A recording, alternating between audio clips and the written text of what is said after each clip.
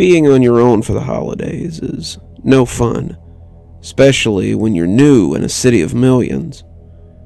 I moved to New York to study law. I know, that's kind of cliche, but I had a fistful of scholarships, a college fund that I thought at the time would be more than enough to get me through 6 or 7 years of law school. My parents and grandparents had been saving since I was small, and my siblings had given me portions of their own college fund when they ended up not using them. I was touched by this, but as my oldest brother said, it's just insurance. You're smarter than us, Mickey. You got the best chance to make something of yourself, and when you do and become a hotshot lawyer in New York, you can pay us back and take care of us and let us ride your coattails a bit. He said it with a laugh and a slap on the back.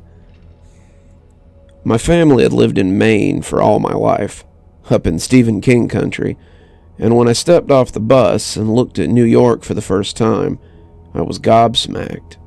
I hadn't brought a lot with me. I didn't have a whole lot to bring, and my parents said that when I got housing secured that they would bring the rest up.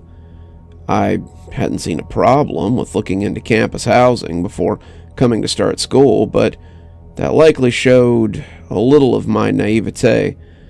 I figured I'd check in, get my assignment, live rough a couple of nights, and then my parents would bring me my stuff.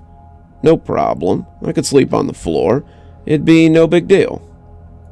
Well, we had overlooked something when we were looking into the curriculum. I'd signed up for classes, I'd signed up for supplies, I had even signed up for parking, even though I didn't have a car, but I'd neglected to sign up for housing.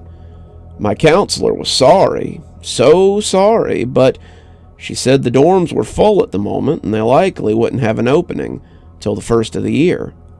We can put you on a waiting list just in case, but I'm afraid there's nothing at the moment. So, that's how I spent my first week in New York, looking for a place to live. It wasn't as hard as you might think to find a place to stay, temporarily, but it was expensive. I had to start class too, so I ended up just looking for a place with a flexible lease that was within walking distance of the campus. When the guy called me about the studio he had, I almost turned him down. It was about a mile from school, but the price was just right, and he was willing to go month to month on the lease. That should have been my first and second red flag, but I was getting desperate by then. It was Friday, and I'd been sleeping in the student center for almost a week. It was hard to catch more than a few hours at a time, and campus security had already talked to me about loitering more than once. If they kept finding me sleeping in there, they were going to throw me out, and if I got trespassed from college, then I was likely to be invalidated for my scholarships when I couldn't attend the classes. I had the weekend off, so I went and had a look after class on Friday. The place was a rattletrap. Dingy little studio with a leaking sink, a constantly running toilet, and walls thin enough to hear the roaches coughing. Not to mention, I discovered, when I opened the cabinet, it had tenants already, of the scuttling variety. The guy made it clear that he didn't cover pest control or internet, and that he had 5 other people interested in the place, so if I wanted it, then I better put a down payment on it. I was hesitant, but I figured, what the hell, I could put up with it for a couple of months till the next semester. I signed the lease that very afternoon, put down the first 2 months' worth of rent, and moved in the same day. Moved in is kind of a grand term. I had a backpack and a suitcase, and I called my parents to let them know that I had a place for the rest of my stuff. I made it pretty clear that they didn't have to bring most of it down now, but they said it'd be easier to come back and move it again than to make 2 trips with half my stuff. Dad looked nervous when he helped me bring my stuff in, and I thought Mom was going to cry, but I assured them that it was only for 6 months, a year tops, and I could tough it out. That was August, and as I settled in for class, I started to notice the local color around my new place. There were the panhandlers who stayed on the stoop out front, the woman who was waiting for a cab but had some time if you had the money for her time, and the various tenants whose voices came wafting through the thin walls while I was trying to study. There was the foreign couple who fought for hours and then made up just as loudly. There was the singer 2 units over who seemed to be practicing something for the theater on her fire escape, the angry kid and his mom across the hall, and of course, Mrs. Finster. Mrs. Finster and I met on my first night at the new place.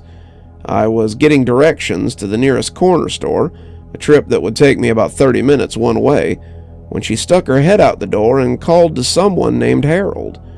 She was an old white-haired lady, mostly poodle hair and thick sweater, and she seemed to be looking for her husband. She told him to come inside and stop talking with the fella down the hall.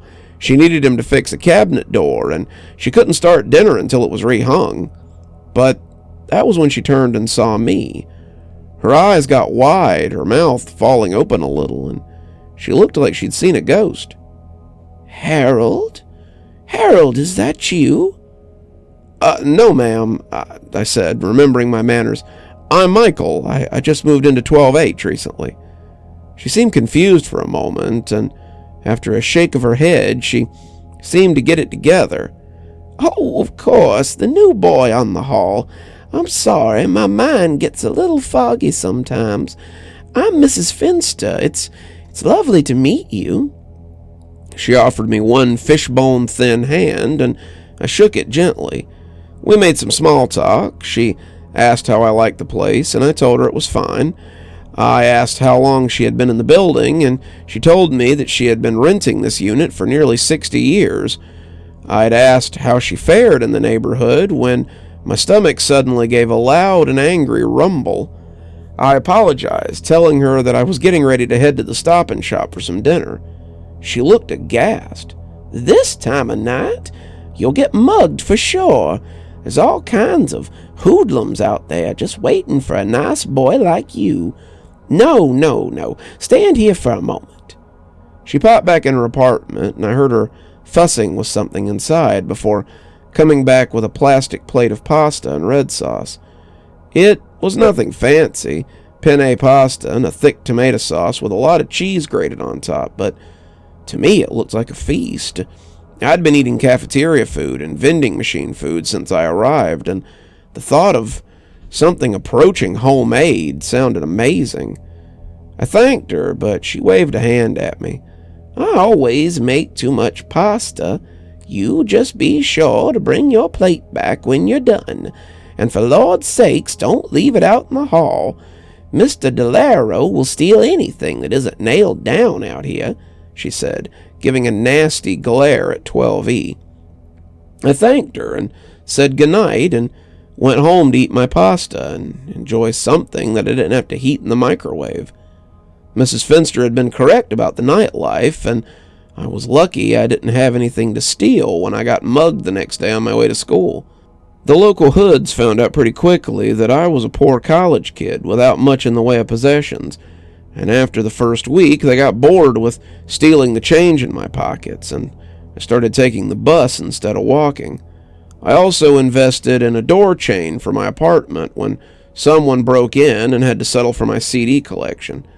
It didn't help much when I was out of the house, but always made me feel a little better when I was home. Mrs. Finster helped save me some money on my grocery budget, too. If she saw me in the hallway, she would always have food for me.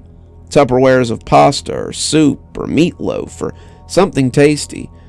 I had expected to have to dig eggshells out or find hair or weird stuff from time to time. The poor woman's glasses were thick enough to make me think she might be blind, but I never did. It was always really good, always tasty, and there was always enough to make a couple of meals off. She called me Michael sometimes, but I'd noticed that more often than not she called me Harold. I guess I reminded her of her husband, and she would often asked if I would come in and fix little things around the apartment or help her with things. I wasn't particularly handy, but YouTube has a lot of tutorial videos, and I was pretty good at figuring things out. I snaked my share of drains, tightened a few sinks, and fixed cabinet doors, all while maintaining a 3.5 GPA. Sometimes, however, I wasn't sure it was a good idea to linger in her apartment. She would stop sometimes when she came into her room and saw me there, mouthing her husband's name and looking confused and a little scared. Sometimes while I was fixing things or eating a meal at her table or just walking up the hall, Miss Finster would look at me and I'd get the feeling that something different was going on beneath all that white hair. She'd get this funny look like she wasn't quite sure what to make of me, like she didn't believe I was real, and it would make me uncomfortable. That look made me think that she was contemplating something I didn't much like.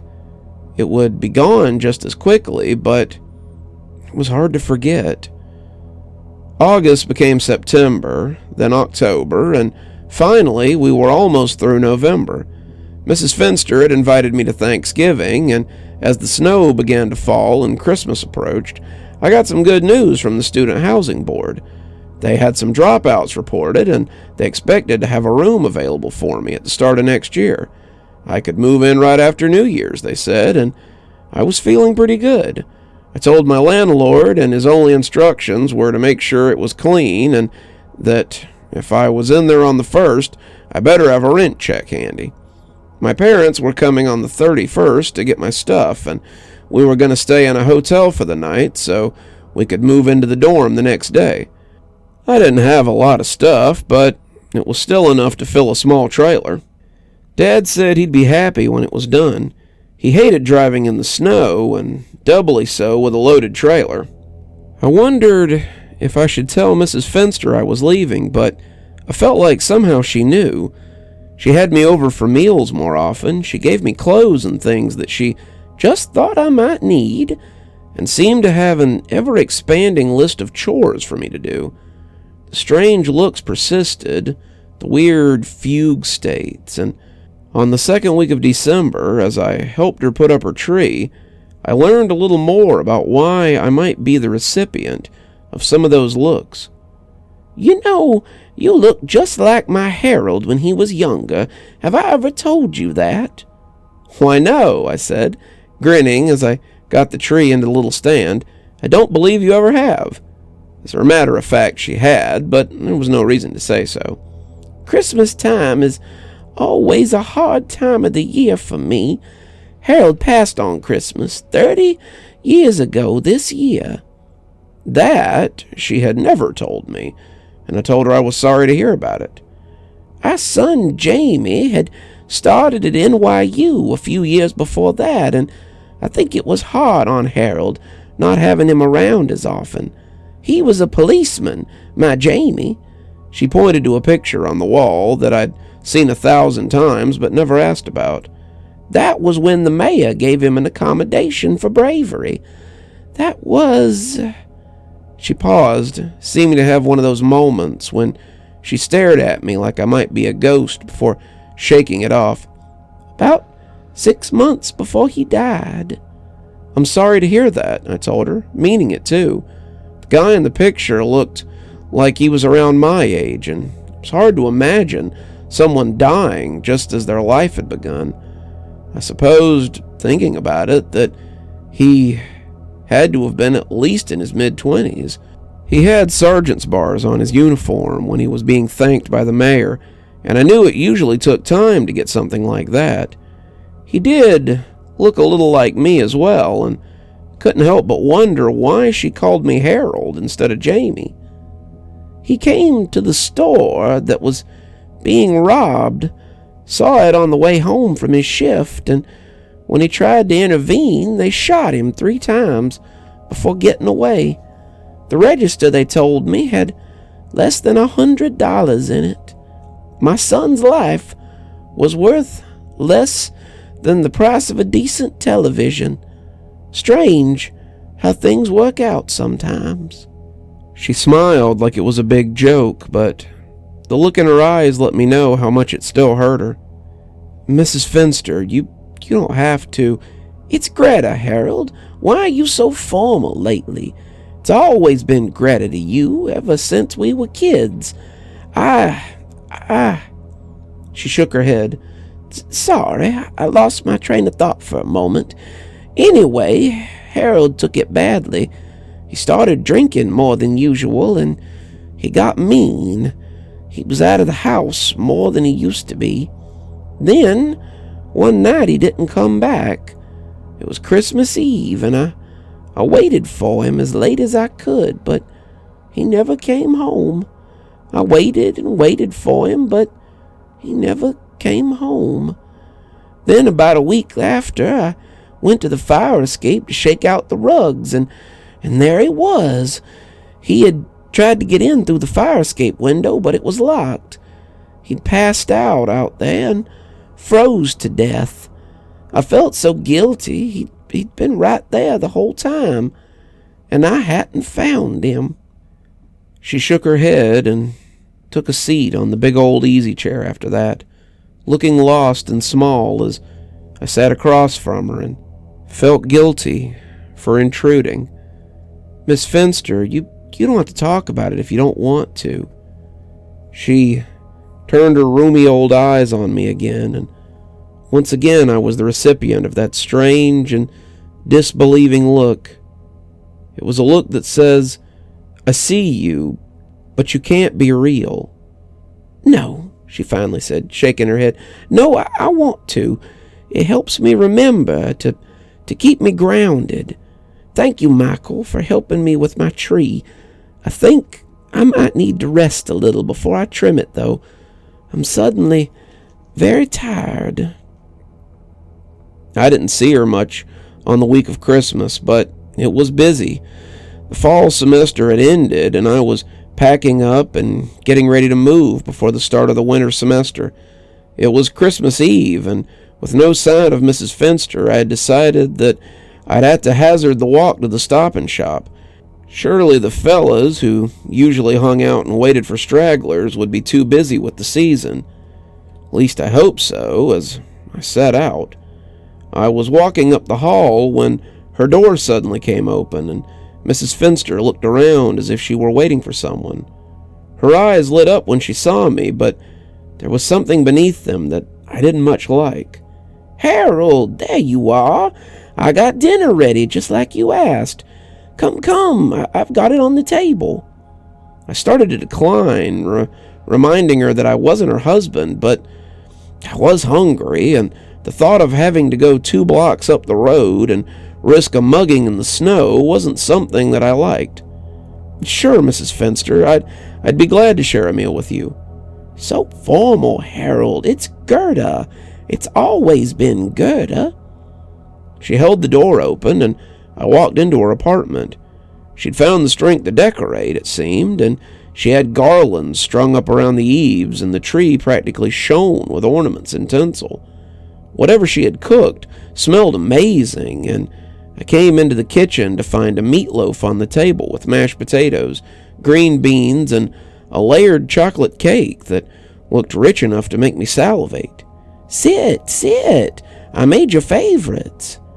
I thanked her, taking a seat and putting some of the meatloaf onto my plate and scooping up some mashed potatoes as well.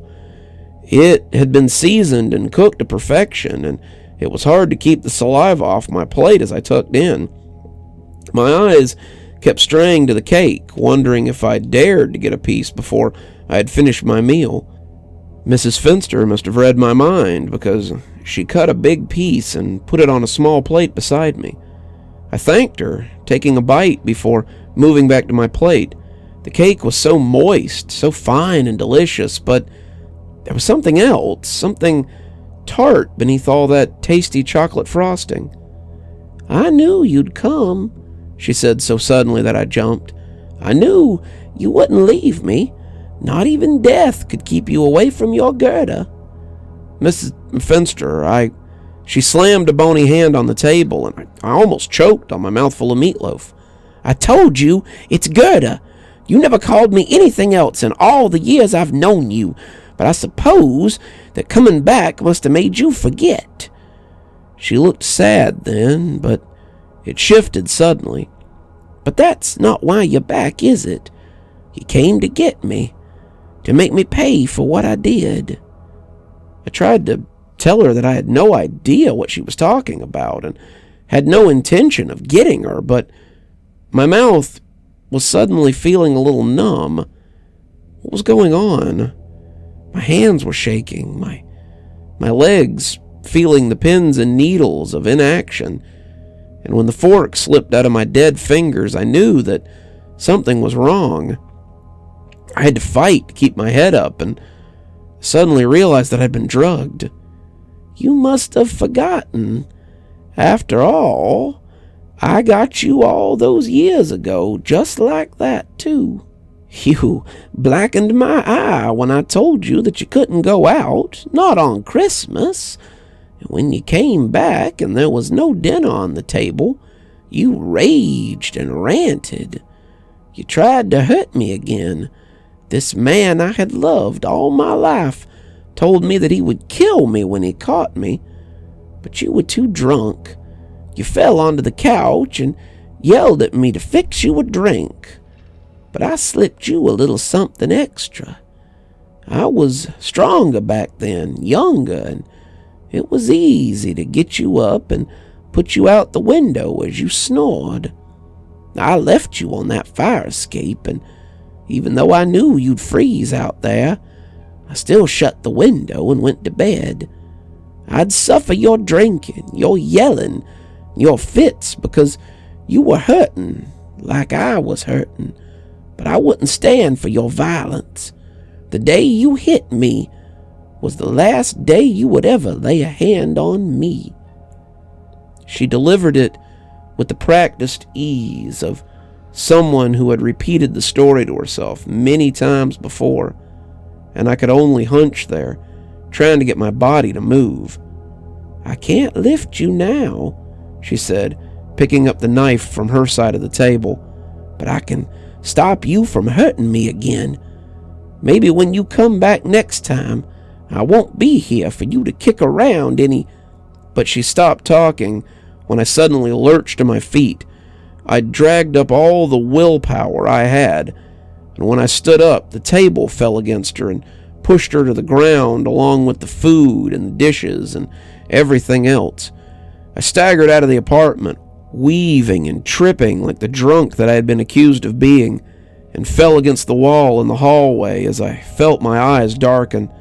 My breath came in quick gasps, and I pulled myself up, staggering to my own door as I fumbled with the knob. I made it in, kicked it shut, and fell face first onto the floor in a blank faint. I don't know how long I lay there, but when I came to, it was because someone was nudging me with a boot and asking if I was okay. It was the police, and they had some questions. Apparently, Miss Finster was dead. Someone had pushed a table over onto her, and she just hadn't had the strength to get it off. She had died in agony, the dishes cutting her as she was unable to breathe because of the heavy table. And they had witnesses that said I had gone into her apartment. People had seen me stagger out again, stumble drunkenly up the hall, and then slam into my own apartment, and they called the police accordingly. I was still feeling pretty loopy, and I tried my best to tell the officers what had happened. I must have not done a great job, because the next thing I knew, I was waking up in the drunk tank, and they were talking about trying me for murder. One toxicology screening later, however, with a couple of cups of coffee, and I was a little more articulate. I told the detective how Mrs. Finster had drugged me, thinking I was her abusive husband, and then threatened to stab me with a kitchen knife. I'd gotten up to run, knocking into the table as I made my ponderous way out, and it must have fallen onto her. I told them the food was drugged, that I hadn't meant to kill her, but I don't think they believed me until they tested the food. After that, my story had a little more weight. Her husband's death was never really investigated, the detective confided. It was just assumed that he had tried to come in through the fire escape while drunk and froze out there one night. It's a shame about Mrs. Finster. She must have been confused or something. She was never the same either. After her son died, I mean. They let me go, and the college agreed to let me move in a little early, given the circumstances. I wasn't sure I could have spent another night in that place. That was years ago now. It's something I use as an anecdote at parties, a time I almost was at a very different part of the criminal justice system. But it taught me a very valuable lesson, too. I never underestimated somebody again, and it helped me when it came to clients. Even the meekest housewife or the most unassuming man could be a killer. It was a lesson that I never forgot. From then on, I always went home for the holidays as well. Seems less likely I might run afoul of another jaded spouse in the place I grew up in. You're still here. Thanks for stopping by. Dr. Plague here. Always a pleasure to see all my new and old viewers coming by for another one of my spooky tales. If you'd like to support the show, you can always take part in one of our channel offers through Fume or Aura, or you can just click on another video when they come up. I'd really appreciate it. For our newer viewers, we also have lots of playlists and other things if you'd like to get caught up. I know some of my series have been going on for quite a while. If you'd like to get my latest book, there's a link down below that'll take you to my Amazon page. Towesey Homestead just came out, so if that's something you'd like to get your hands on, go ahead and have a look down there. If you'd like a signed copy, you can go ahead and email me from my email address on the site, and I'll get with you about shipping information and ship you a signed copy. If you'd like to support the channel in a more monetary fashion, we also have membership through YouTube, and we've got a Patreon that you can get the information for in the description. We have lots of tiers and everything to suit your needs.